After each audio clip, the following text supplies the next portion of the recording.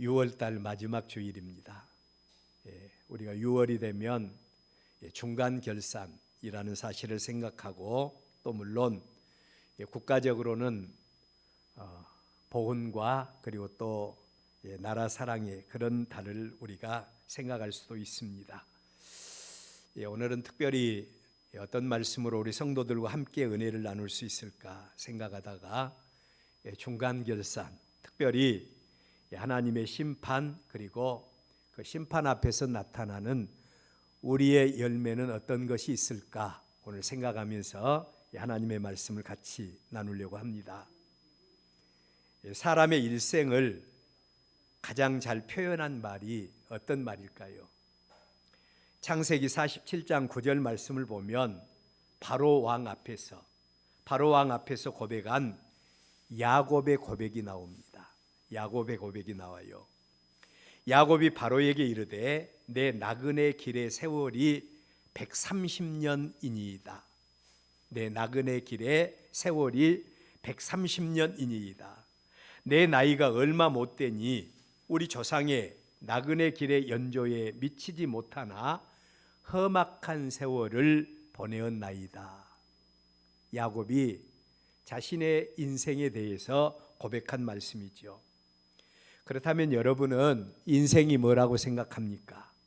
범죄 타락에서 눈에 보이는 것만을 바라보고 육에 속하여 사는 사람들에게 인생은 눈에 보이는 이 세상뿐이라고 생각을 하지요. 이 세상뿐이라고 생각하며 살다가 까짓것 죽으면 모든 것이 다 끝나버린다고 생각하고 인생을 소모하며 사는 것, 이게 바로 이 세상을 살아가는 보편적인 사람들이 가진 인생관이라고 할 수 있겠죠. 반면에 거듭난 피조물입니다. 거듭났다라고 하는 말은 두 번 났다고 하는 말이죠. 그 거듭난 피조물이 되어서 하나님의 생명 그리고 인생의 진정한 비밀을 발견한 사람이 있습니다. 이런 사람들은 인생의 진정한 비밀을 발견한 사람들은 인생을 나그네로 삽니다. 이 세상은 나그네 길이다. 그리고 이 세상의 삶이 끝나면 영원한 본향으로 돌아간다는 사실을 인정하고 세상을 살 때 이 땅에 적을 두지 않고 영원한 하나님의 나라를 바라보며 살아가는 사람, 영의 눈이 열린 자, 거듭난 성도들의 인생관이라고 할 수 있습니다. 이러한 사실들에 대해서 우리는 하나님의 말씀 두 곳을 주목할 필요가 있습니다. 첫째로는 히브리서 9장 27절입니다. 한 번 죽는 것은 사람에게 정해진 것이고 그 후에는 심판이 있으리라 라고 하는 말씀이에요. 한 번 죽는 것은 사람에게 정해진 것이고 그 후에는 심판이 있을 것이다. 누가복음 16장 19절 이하의 말씀을 보면 우리의 길이요 진리요 생명이신 예수님께서 한 비유의 말씀을 주십니다. 그게 뭔고 하니 이 세상에서 1%에 속하는 큰 부자, 그래서 이 땅에 살면서 자색옷과 고운 베옷을 입고 날마다 잔치 분위기 속에서 살아가던 한 부자를 우리에게 소개하지요. 그리고 이 세상에서 가장 가난한 사람, 1%에 속한 가난한 자, 거지, 그것도 육신의 질병으로 인해서 빌어먹지도 못할 그런 거지, 두 사람을 등장을 시켜요. 이 사람은 보편적으로 성경학자들은 말하기를 이 두 사람은 이 땅을 살아가는 모든 사람들을 대표한다, 그렇게 말을 해요. 자, 이 두 사람에 대한 말씀입니다. 그런데 그 두 사람이 다 어땠다고 말씀을 하는 거 아니? 죽었더라 라고 말씀을 해요. 두 사람이 다 죽었어요. 그리고 두 사람이 죽은 다음에 두 사람이 다 같이 겪는 한 사건을 소개합니다. 그게 뭔고 하니? 생명의 주인이신 하나님 앞에서 그들의 일생에 대한 심판을 받게 된다는 겁니다. 이게 바로 우리의 길이요 진리요 생명이신 예수님께서 우리가 이 세상 마친 다음에 어떤 일이 전개되어지는가에 대해서 보여주는 말씀이지요. 심판을 받게 된다는 거예요. 그리고 부자는 영원한 형벌의 장소인 음부의 권세 가운데서, 불꽃 가운데서 고통당하는 장면과, 거지 나사로는 아브라함의 품에 안겨 하나님의 백성이 가는 처소인 낙원에서 위로받고 영원한 안식을 누리게 되었다라고 하는 과정을 구체적으로 소개하고 있습니다. 여러분, 왜 예수님께서 이러한 비유의 말씀을 주셨을까요? 왜 예수님께서 이러한 비유의 말씀을 우리에게 주셨을까? 이 땅에서 예수님만이 유일하게 죽음 후에 있을 영원한 나라의 비밀을 알고 있었기 때문입니다. 이 세상을 살고 있는 어느 누가 죽음 후에 있을 일에 대해서 이렇게 소상하게 보여줄 수가 있습니까? 천국의 주인 되신 예수님만이 알 수 있는 비밀입니다. 이 비밀을 통해서 예수님은 이 땅에 사는 모든 사람들이 다 같이 생명의 주인이신 하나님 앞에 심판받고 영원한 생명과 영원한 구원의 자리에 이르기를 원하는 그런 마음이 있어서 예수님은 이 사실을 우리에게 비유를 통해서 증거하셨다는 것입니다.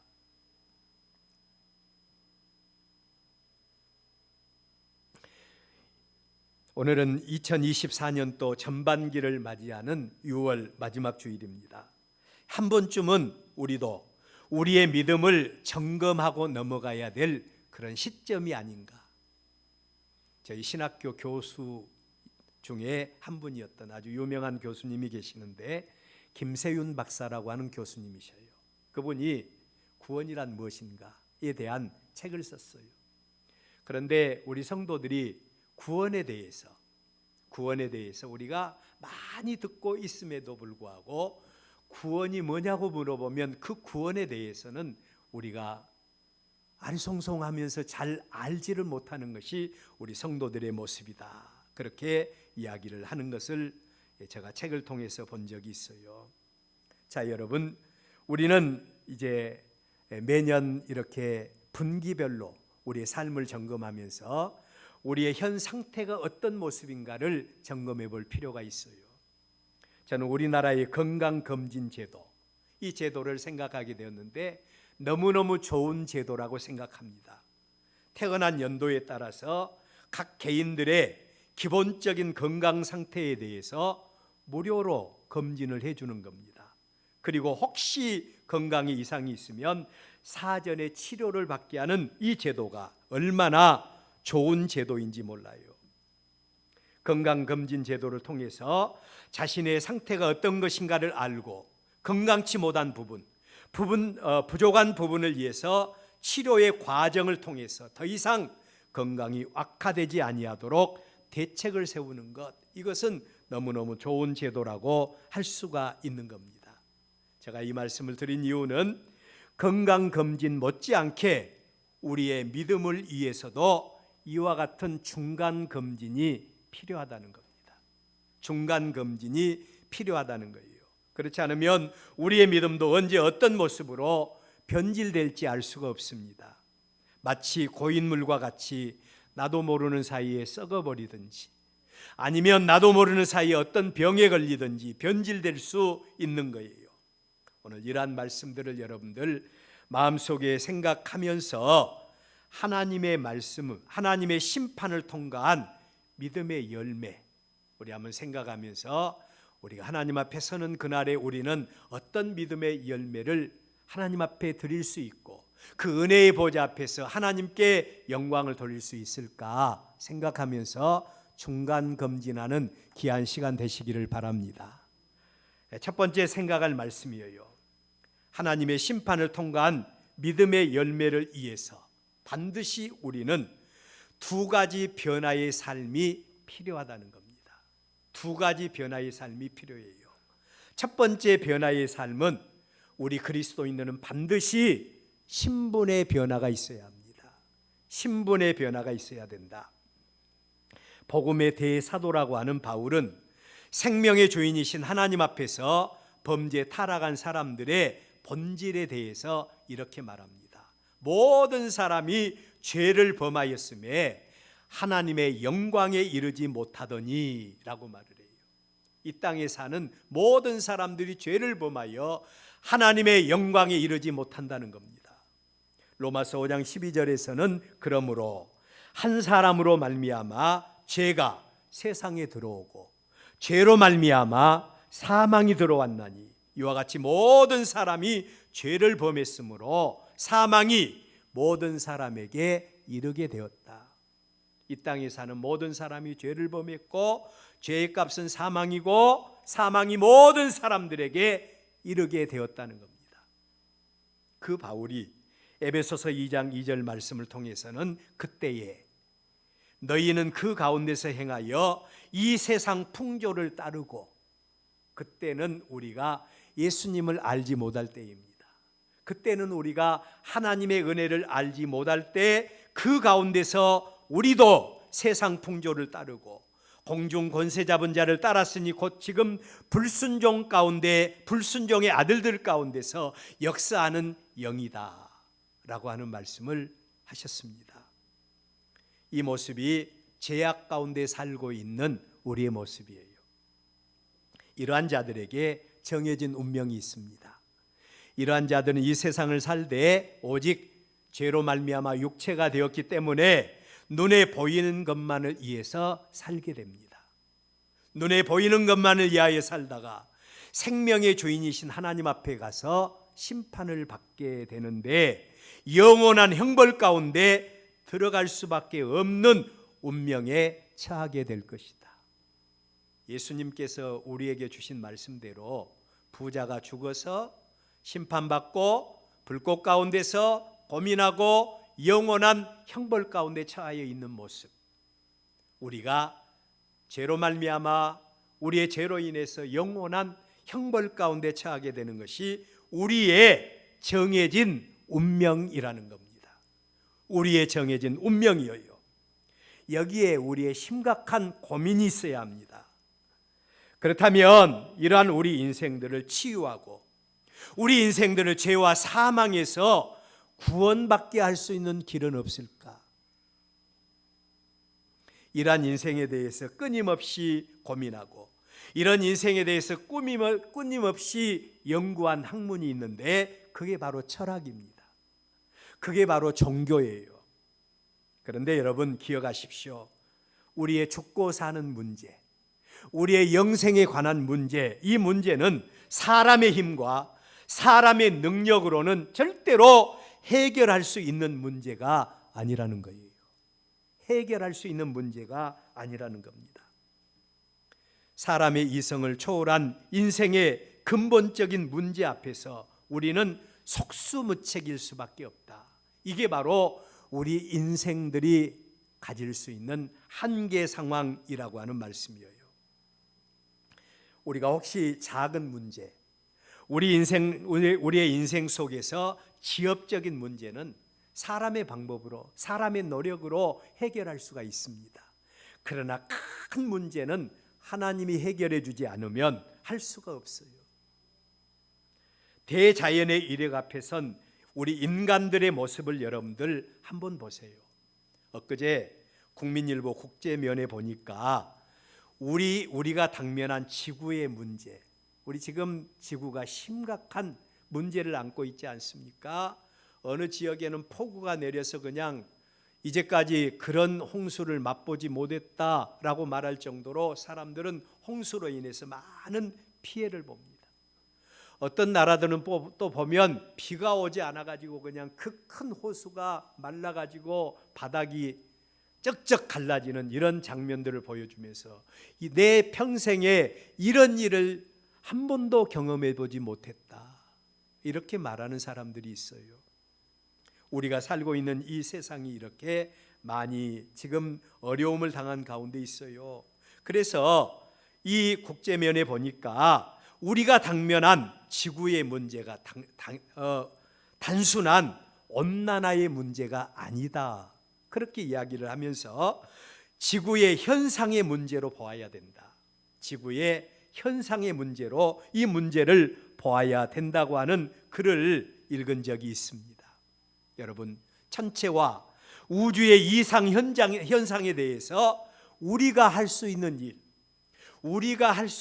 일이 뭐가 있겠어요? 우리의 생명에 관한 문제에 대해서도, 우리의 영생의 문제에 대해서도 우리가 할 수 있는 일은 아무것도 없습니다. 하나님 앞에서 우리는 전적으로 무능력할 수밖에 없습니다. 이게 우리의 마음 아니겠습니까? 그런데 여러분, 사랑 많으신 하나님, 우리는 하나님을 사랑이시라고 하지 않습니까? 사랑 많으신 하나님, 생명의 주인이신 하나님께서 이처럼 절망 가운데 있는 우리 인생들을 위해서 크게 두 가지를 행하셨다는 겁니다. 두 가지를 행하셨어요.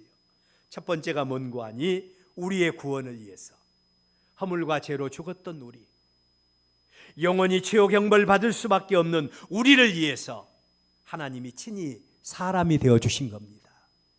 하나님이 친히 사람이 되어주셨고, 사람들이 해결하지 못할 죄 문제를 위해서 하나님이 친히 십자가에 못 박아 죽는 죽음을 당하신 겁니다. 이게 바로 하나님의 사랑이에요. 우리의 구원을 위해서 하나님이 행하신 첫 번째 큰 일이었습니다. 그러면 두 번째 큰 일은 뭡니까? 그를 믿는 사람들, 그 하나님의 사랑을 받아들이고 그 하나님의 구원의 은혜를 믿고 그 아들 예수 그리스도를 구주로 영접하는 자들에게는, 우리 한번 따라서 해봅니다. 하나님의 자녀가 되는 권세를 주셨다. 할렐루야. 하나님의 자녀가 되는 권세를 주셨습니다. 이게 바로 하나님이 우리를 위해서 한 두 번째 큰 일이라고 할 수가 있습니다. 이게 바로 우리가 예수님을 믿는 이유인 겁니다. 에베소서 2장 5절, 허물로 죽은 우리를 그리스도와 함께 살리셨고, 허물로 죽었던 우리들, 죄로 말미암아 죽었던 우리를 그리스도와 함께 살리셨고, 너희는 은혜로 구원받은 것이다. 8절 말씀에 보면, 너희는 그 은혜에 의하여 믿음으로 말미암아 구원을 받았으니 이것은 너희에게서 난 것이 아니야, 하나님의 선물이라고 말씀을 하고 있습니다. 여러분, 이것을 가리켜서 신학적으로는 신분의 변화라고 그래요. 죄와 사망 가운데 있던 우리가 예수 그리스도를 믿음으로 이제는 죄와 사망에서 생명으로 옮김을 받은 자가 된 것입니다. 이게 바로 예수 믿는 저와 여러분의 신분인 줄로 믿으시기를 바랍니다. 하나님과 상관이 없던 우리가 이제는 예수 그리스도 안에서 하나님의 자녀가 된 겁니다. 우리는 반드시 이 신분의 변화를 받아야 돼요. 두 번째로, 예수 믿고 구원받아서 신분의 변화를 받았으면 그것으로 끝나버리는 게 아닙니다. 이제는 삶의 변화가 있어야 된다는 것입니다. 삶의 변화가 있어야 돼요. 우리는 우리의 그림자가 되는 이스라엘 백성들의 역사 속에서 하나님이 그들을 애굽 땅 종되었던 곳에서 구원하신 다음에 그 백성들을 가나안 땅으로 인도하시고, 그냥 그 백성들을 나와는 아무 상관이 없는 백성이라고 생각하고 하나님이 그대를 그대로 그냥 방목에 두셨습니까? 방치해 두셨습니까? 아니죠. 하나님께서는 그 백성들을 하나님의 백성으로 구원하신 다음에 그 백성들에게 계속해서 내가 너희들의 하나님이 되어주시는 조건으로 이스라엘 백성들에게 주신 게 있죠. 하나님의 말씀입니다.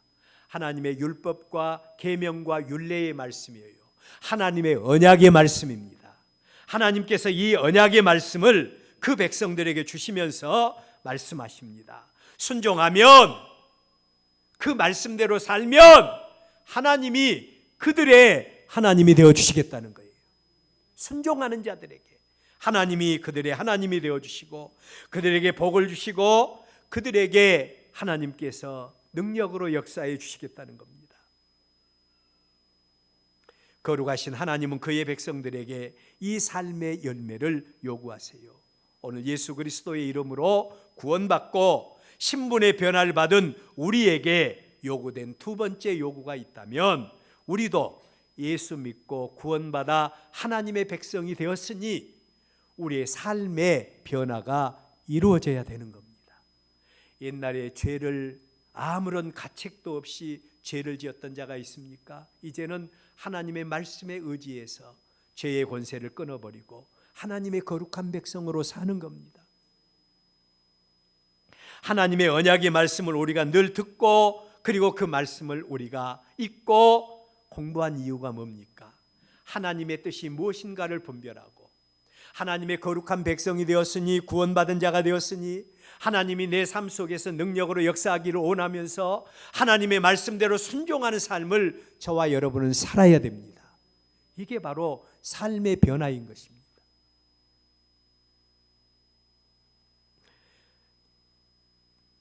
하나님은 이들의 하나님이 되어주시고 이들을 통해서 하나님께서 역사해 주시겠다고 말씀을 하시는 겁니다.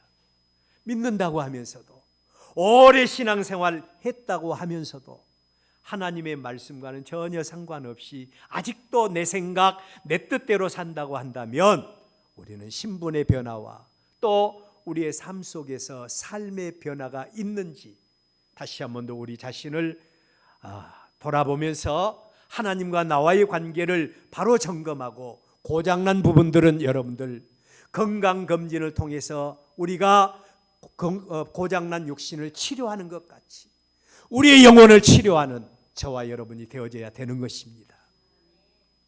두 번째로 심판을 통과한 믿음의 열매를 위해서는 반드시 세 가지 조건이 필요하다는 사실이에요.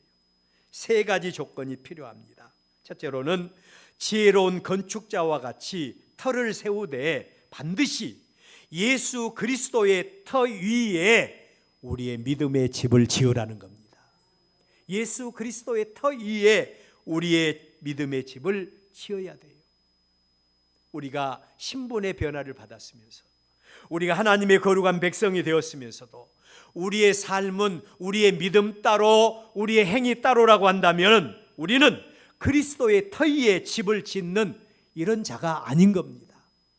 자신을 쳐서 복종시키고 하나님의 말씀대로 순종하고 하나님의 말씀대로 살아서 우리는 우리의 믿음의 터 위에 우리의 믿음의 집을 짓는 거예요. 이단을 연구하는 어떤 목사님이 하시는 이야기입니다. 이단들은 어떻습니까? 그들은 가짜의 터 위에 자신의 집을 짓는 자들 아니겠어요? 그들은 그들의 교주라고 하는 터 위에 그들의 믿음의 집을 지어요. 그런데 그들은 가짜를 믿으면서도 진짜같이 행동한다는 겁니다. 여러분, 진짜같이 행동을 해요. 그들은 생명 걸고 그들의 집을 짓고 있다는 사실을 우리는 알 수가 있어요. 여러분, 길거리에서 전도하는 사람들을 보십시오. 그들은 대부분 우리 기성교회 우리 성도들이 아니라 그들은 대부분 이단들을 믿는 이런 사람들이 오히려 열심히 전도하는 그들의 모습을 바라볼 수가 있는 것입니다. 그런데 진짜의 터 위에 집을 짓고 있는 우리 기성교회 성도, 오늘 예수 그리스도를 믿고 하나님의 거룩한 백성이 되고 하나님의 말씀을 통하여 늘 하나님의 거룩한 백성으로 살기를 권면받는 저와 여러분, 우리는 어떤 집을 짓고 있습니까? 우리는 진짜의 집을 짓고 있으면서도 가짜와 같이 행동하고 있는 모습이 저와 여러분의 모습이 아닙니까? 우리의 믿음은 예수 그리스도의 대속의 은혜와 그 구원의 진리 위에 터를 잡는 확고한 정체성 위에 우리의 믿음의 집을 지어가는 저와 여러분이 되어져야 합니다. 두 번째로는 하나님의 심판을 통과한 견고한 집을 짓기 위해서 반드시 바른 재료를 선택해야 된다는 것입니다. 바른 제도의 선택이 필요하다는 거예요. 오늘 우리의 본문 12절 말씀입니다. 우리 다 같이 한번 읽어볼까요? 12절입니다. 다 같이 읽습니다. 시작. 만일 누구든지 금이나 은이나 보석이나 나무나 풀이나 집으로 이 터 위에 세우면 계속해서 각 사람의 공적이 나타날 터인데 그 날이 공적을 밝히리니 이는 불로 나타내고 그 불이 각 사람의 공적이 어떠한 것을 시험할 것임이라. 아멘. 자, 여러분, 누구든지 금이나 은이나 보석이나 나무나 풀이나 지푸로 이 터 위에 세우면 각 사람의 공적이 나타날 것이라고 말씀을 합니다. 하나님이 저와 여러분을 천에 하나 만에 하나 택하시고 하나님 백성 삼으시고 구원하신 이유가 뭐라고 생각하세요? 우리를 구원하신 이유가 뭐라고 생각을 합니까? 여러분, 첫째는요, 하나님께서 우리를 통해서 영광 받으시기 위해서예요. 우리를 예배자로 세우시기 위해서 하나님이 저와 여러분을 택하시고 구원하신 줄로 믿습니다. 우리가 하나님의 거룩한 백성이라면 예배를 사모해야 돼요. 예배를 사모해야 됩니다. 우리의 모든 삶의 중심이 예배 중심이 되어져야 돼요. 우리의 삶의 중심이 하나님께 영광을 돌려드리고 하나님을 영화롭게 하는 우리의 모습이 되어져야 됩니다. 두 번째로는 우리 모두에게 하나님의 일을 맡기시기 위해서 저와 여러분을 택하시고 부르시고 구원의 은혜를 주신 겁니다. 하나님은 이 일을 위해서 그의 백성들에게 각자에게 은사까지 주셔서 은사를 선물로 주셔서 거듭난 피조물로서 우리가 어떻게 하나님의 영광을 위해서 살아가야 할 것인가를 우리에게 분명히 하나님께서 보여주신 겁니다. 구원받은 성도, 성령 충만한 성도는요, 누가 가르쳐주지 않아도 우리가 하나님의 거룩한 백성이 되었으니 어떤 삶을 살아가야 할 것인가를 잘 알고 있는 자들이 돼요. 여러분, 달란트 비유를 한번 보십시오. 달란트 비유에 보면 5달란트, 2달란트 받은 사람은요, 누가 가르쳐주지 않아도 곧바로 가서 그것을 가지고 장사를 해서 갑절의 이익을 남깁니다. 그런데 1달란트 받은 사람은 주인의 뜻을 잘 몰라요. 주인의 소원이 무엇인가 잘 모릅니다. 그러니까 그냥 그 달란트를 꼼쳐두고 그리고 그는 자기의 삶을 살아가는 모습을 바라볼 수 있습니다. 여러분, 우리가 성령 충만하고 우리가 하나님의 거룩한 백성이 되었다면 첫째로는 예배자가 되어져야 되고요. 그리고 두 번째로는 하나님이 내게 맡겨주신 은혜, 내게 맡겨주신 달란트, 내게 맡겨주신 직분이 무엇인가 우리는 생각하고 하나님의 영광을 위해서 충성하는 저와 여러분들 되시기를 바랍니다. 이런 자들이 하나님 앞에 나가서 심판받을 때, 하나님 앞에 나가서 심판받을 때 잘했다, 착하고 충성된 종이라고 칭찬받는 저와 여러분이 될 수 있을 줄로 믿습니다. 주석가 로버트슨이라고 하는 분은 이 부분에 대한 해석을 했어요. 금, 은, 보석은 영존할 3가지 물질을 의미한다. 우리가 이 땅에서 예수 그리스도의 이름으로 믿음의 집을 짓는데 금, 은, 보석을 가지고 믿음의 집을 짓는다는 거예요. 이것은 바로 영원한 하나님의 나라를 바라보고 우리가 육신을 위해서 집을 짓는 것이 아니라 영혼을 위해서 하나님의 영광을 위해서 집을 짓는 자들, 그들이 선택한 재료가 바로 금, 은, 보석이라는 겁니다. 그런데 또 우리가 같은 집을 짓고 같은 신앙생활을 하는 데 있어서 또 다른 재료가 있죠. 그게 뭔고 하니 나무나 풀이나 짚이다. 이것은 바로 하나님께서 심판의 불에 의해서 우리를 심판하실 때 불타버릴 수밖에 없는 것들입니다. 이 세상 것들을 가지고 우리가 믿음의 집을 짓는다고 하는 이런 사람들의 모습이 바로 이들의 모습이다. 제가 말하는 것이 아니라 로버트슨이라고 하시는 그런 주석가가 이렇게 주석을 했어요. 우리 모두는 하나님의 거룩한 백성으로 예수 그리스도의 터 위에 집을 짓는 자들입니다. 영존할 가치를 가지고 금은 보석을 가지고 집을 짓는 자들일 수도 있고 또한 나무나 풀이나 짚을 가지고 썩어질 세상 것을 가지고 신앙생활하면서 믿음의 집을 짓는 우리가 있을 수도 있다는 겁니다.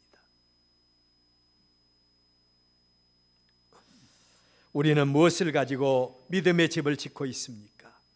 세 번째로는 우리가 지은 믿음의 집은 반드시 하나님 앞에서 심판의 과정을 거치게 된다는 사실을 알고 행하라는 것입니다. 우리가 심판의 과정을 거치게 된다는 것을 알고 믿음의 집을 지으라고 말씀을 합니다. 이때에 받을 심판의 내용이 바로 13절이에요. 각 사람의 공적이 나타날 때인데 그 날이 공적을 밝히리니 이는 불로 나타내고 그 불이 각 사람의 공적이 어떠할 것인가를 시험할 것이다.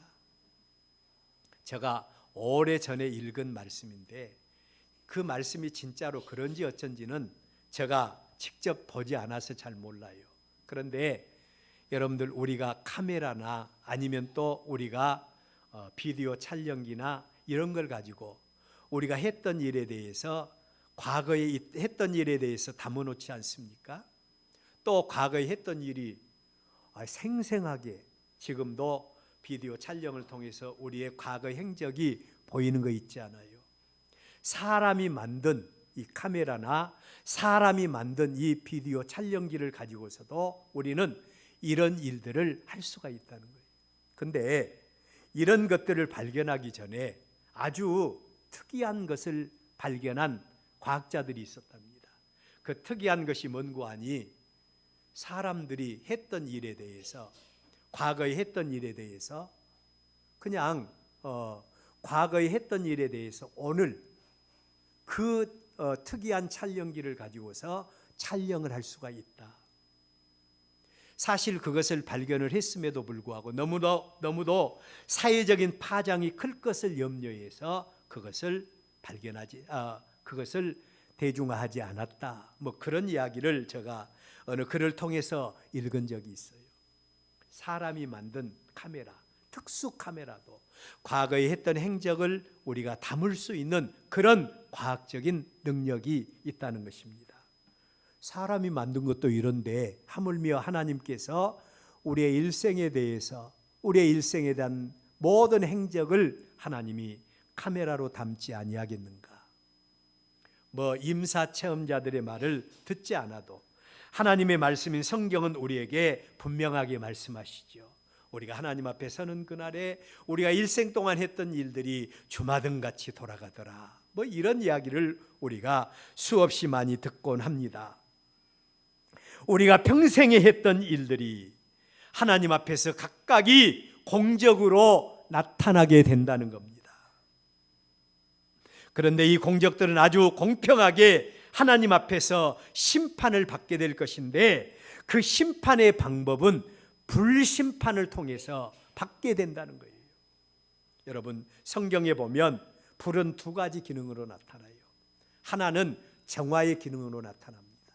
그래서 어떤 물건을 정결케 하기 위해서는 반드시 불을 통과해야 돼요. 그리고 또 하나의 불은 태우는, 소멸하는 작용을 하게 되는 겁니다. 자, 여러분, 우리가 하나님 앞에서 불심판을 받는다, 이 말은 똑같이 심판을 받는데, 불심판을 받는데 우리의 믿음의 열매가 그 하나님 앞에서 적나라하게 나타나게 될 것이다. 불을 통과하면서 불에 태워지는 우리의 공적이 있을 것이고, 불에 태워지지 않는 영원한 열매가 있을 것이라고 성경은 우리에게 말씀을 하고 있습니다. 그렇다면 마지막으로 열매 맺는 믿음을 위하여 반드시 우리가 기억할 것은, 우리 한번 따라서 해봅니다. 심판의 때가 있다. 심판의 때가 있다는 사실을 알고 믿자는 것입니다. 심판의 때가 있다는 사실을 알고 믿자는 것입니다. 할렐루야. 여러분, 같은 믿음을 가져도요, 우리의 믿음은 두 가지 믿음이 있어요. 첫 번째 믿음은 어린아이와 같은 믿음이 있어요. 같은 믿음이라도 어린아이와 같은 믿음이 있어요. 이 믿음의 특징이 있습니다. 이 믿음은 항상 하나님 중심이 아니라 자기 중심으로부터 출발하는 믿음이에요. 그러니까 이 믿음은 아직도 신분의 변화가 있지 않는 믿음이고, 믿음의 모양만을 가지고 믿는 그런 믿음이라고 할 수 있습니다. 자기에서부터 출발을 해요. 그리고 이 믿음은 항상 달라고만 해요. 달라고만 합니다. 또 이 믿음은 항상 원망과 불평이 참 많아요. 요구 조건이 너무나 많습니다. 하나님의 뜻과 하나님의 목적은 전혀 생각하지 아니하고 자기중심적으로 믿는 믿음, 이 믿음이 바로 어린아이와 같은 믿음이고, 이 믿음이 바로 육에 속한 믿음이라고 그래요. 여러분, 우리의 믿음은 어때요? 반면에 장성한 믿음도 있습니다. 이 믿음의 특징은 하나님이 어떤 분인가를 잘 아는 믿음이에요. 하나님의 뜻과 하나님의 목적이 무엇인가도 너무너무 잘 압니다. 이 믿음은 나를 위해서 사는 믿음이 아니에요. 나를 위해서 사는 믿음이 아니라 하나님의 영광을 위해서 사는 믿음입니다. 만군의 하나님께서 나를 구원하신 이유와 만군의 하나님께서 내게 복 주시고 또한 내게 복 주신 목적이 무엇인가를 알고 믿는 믿음, 이 믿음이 바로 장성한 믿음이요 신분의 변화를 가지고 삶의 변화를 완성한 믿음의 사람의 모습이라고 할 수가 있는 겁니다. 하나님이 우리를 천에 하나 만에 하나 택하시고 구원하시고 하나님 백성 삼으신 이유가 무엇입니까? 첫째는 하나님께서 영광 받으시기 위해서고, 두 번째로는 나를 통해서, 우리를 통해서 하나님의 뜻을 이루기 위해서인 겁니다. 오늘 전사님이 잠깐 믿음의 간증을 했어요. 여러분, 하나님께서 아브라함을 택하시면서 믿음의 조상으로 택하셨지 않아요? 그러면서 아브라함에게 두 가지 복을 선포했는데, 첫 번째 복이 내가 너에게 복 주실 거고 내가 너희 후손에게 복 줄 것이다 라고 말씀을 했고요, 두 번째로는 복의 근원이 되게 할 것이다. 너희의 이웃들이 너의 이웃인 너로 말미암아 복받게 하리라. 이게 하나님께서 믿음의 조상인 아브라함에게 주신 복입니다. 우리의 구원을 완성하신 예수님도 우리에게 말씀하셨죠. 너희에게 성령이 임할 것이다. 그러면 권능을 받고 예루살렘과 유대와 사마리아 땅끝까지 이르러 내 복음의 증인이 되라고 말씀을 하셨습니다. 사랑하는 여러분, 우리 모두는 하나님의 뜻을 이루기 위한, 하나님의 도구가 되기 위한 하나님의 특별한 은혜로 구원받은 저와 여러분들이십니다. 하나님은 이 일을 위해서 헌신하는 자들을 통해서 영광을 받으십니다. 이 일을 위해서 헌신하는 사람을 통해서 영원히 썩지 않을 하늘의 상급을 준비하고 계세요. 이때에 하나님 앞에 드러난 믿음의 열매가 바로 심판을 통과한 믿음의 열매인 것입니다.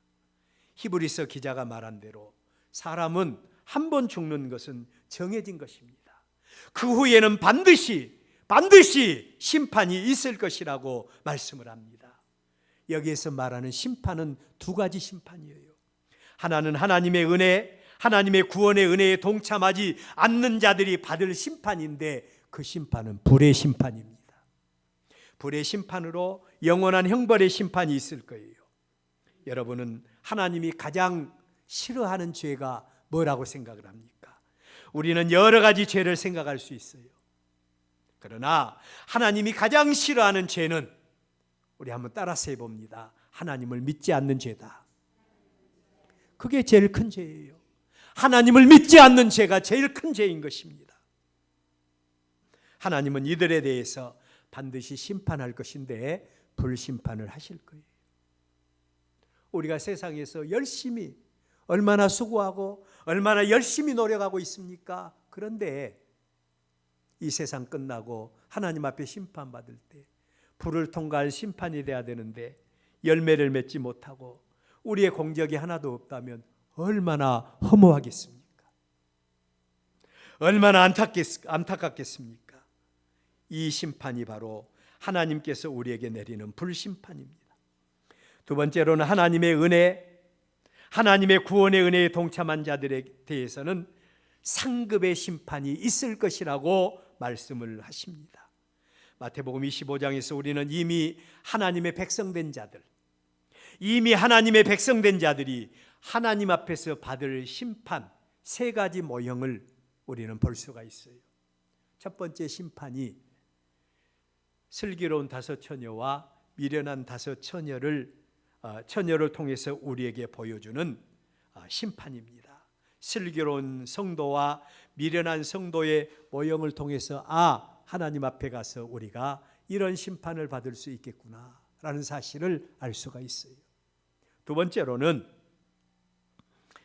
하나님의 상급에 동참할 수 있는 믿음, 그리고 그렇지 못한 믿음에 대한 심판입니다. 물론 잘 아는 대로 달란트 비유이죠. 이런 심판이 있을 것이라고 말씀을 해요. 세 번째로는 하나님 앞에 인정받는 믿음이 있고 그렇지 못한 믿음의 모형에 대한 심판입니다. 여러분, 우리는 24년 전반기를 결산합니다. 하나님 앞에서 심판을 통과할 믿음의 열매에 대한 말씀을 우리는 듣고 있습니다. 기억할 것은 우리 인생은 눈에 보이는 것이 다가 아니라는 거예요. 눈에 보이는 것이 다가 아닙니다. 우리 인생은 생명의 주인이신 하나님 앞에서 반드시 심판을 받게 된다는 것입니다. 그 하나님의 심판 앞에 심판을 받을 때 우리의 믿음이 열매가 나타나고 하나님 앞에 인정받고 하나님을 영화롭게 하며 그 생명의 풍성함과 영광에 동참하는 그런 믿음이 우리의 믿음이 되어져야 되지 않겠습니까? 여러분, 내 믿음이 어떤 믿음인가를 점검해 보십시오. 아직도 신분의 변화도 받지 못하고 어린아이의 믿음과 같이 달라고만 하며 육신의 정욕과 세상 것만을 의지하며 살아가는 이런 믿음 생활하고 있습니까? 아니면 거듭난 믿음으로 하나님의 거룩한 백성의 신분으로 하나님의 뜻이 무엇인가를 분별하고 하늘의 상급을 위해서 하나님의 뜻을 이루기 위해서 우리가 열심히 신앙생활하고 있습니까? 자신을 돌아보시고 하나님의 기쁨이 되는 저와 여러분들 되시고 하나님 앞에서 성공하는 저와 여러분들 되시기를 주의 이름으로 축원합니다.